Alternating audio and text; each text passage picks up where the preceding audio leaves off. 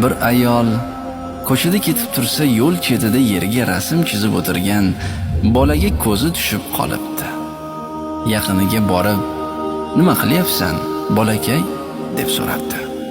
Bolakay, "Jannatni bo'lib sotyapman, xola", debdi. Bu javob ayolga juda ham ma'qul bo'lib, "Menga ham o'sha yerdan sotasanmi? Qancha turadi?" deb so'rabdi. 20 dinor, xola", debdi bolakay. Ayol bolakayga pulni berib, yo'lida davom etibdi. Uyga yetib kelib, bu hodisani unutibdi. U yumushlari bilan band bo'lib, butun oilasini tinchitib, bir amallab uyquga ketibdi. Tush ko'ribdi. Tushida jannatda yurgan emish. Ertasi kun bo'lgan voqeani eriga aytib beribdi. Eri ham bu hodisadan hayratga tushib, bolani qidirib ko'chaga chiqib ketibdi. Bolani qidirib topsa, u hali ham yerga rasm chizib o'tirgan emish. Unga yaqin kelib nima qilayotganini so'rabdi.